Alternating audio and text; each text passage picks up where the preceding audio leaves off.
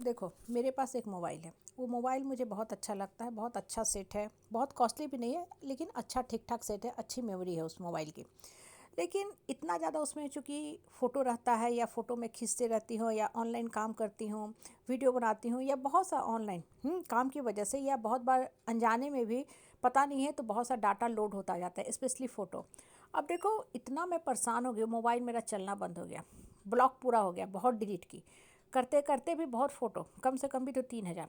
अंत में मैं दुकान में लेके गई तो दुकान वाला उन्हें बोला कि इस मोबाइल के सारे जो पिक्चर हैं सबको आप हटा दो, क्योंकि इतने फ़ोटो हैं, इतने पिक्चर इसमें आपने डाल के रखे हैं ना विगत 4-5 सालों में के, कि ये मोबाइल आपका काम करने वाला नहीं है, और इसका अगर सिम कार्ड मैं नए मोबाइल में डालूँगा तो वो मोबाइल भी चलना बंद हो जाएगा। मैं डिलीट करना शुरू की, अंत में मैं परेशान हो गई। तो पता है मैंने क्या किया? टोटल को ही एकदम फॉर्मेट कर दिया, क्लियर चैट कर दिया, सब फ़ोटो को उड़ा दिया। अब देखो उसके बाद थोड़ा मुझे अफ़सोस लगा कि बहुत सी फ़ोटो थी, पुरानी यादें थी, वो चली गई। लेकिन उसके बाद इतना रिलीफ़ मुझे लग रहा है।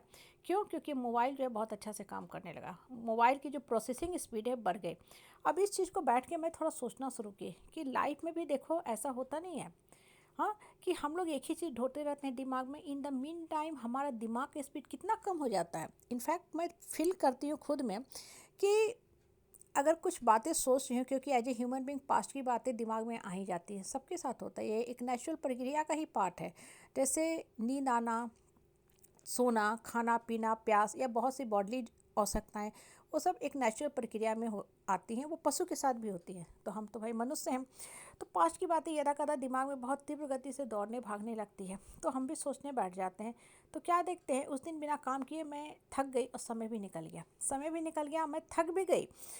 तो मैंने क्या सोचा कि इससे हमको निजात पाना है। मैं समस्या अगर आता है ना, सबके जीवन में आता है, समस्या आता है, थोड़ा देर के लिए मैं परेशान हो जाती हूँ कि अरे क्यों ऐसा हो रहा है, लेकिन उसके बाद सोचती हूँ कि इसको हम ढो के क्या करें, समस्या का कुछ हल निकालना चाहिए ना।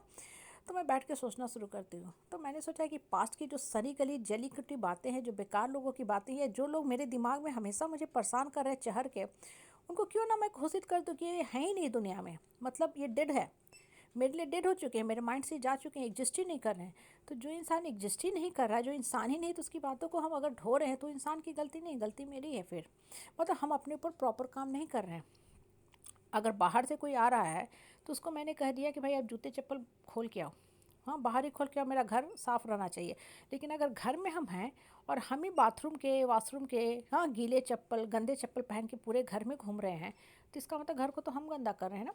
अगर लोगों की कही हुई बातों को, जो इंसान मेरे जीवन से जा चुका है, निकल चुका है, जिसको हम पूर्ण रूप से भूल चुके हैं, अगर ढो रहे हैं, तो यहाँ गलती किसकी है? उस इंसान की गलती नहीं है, गलती मेरी है कि हम बार बार उसी गंदगी की तरफ जा रहे हैं।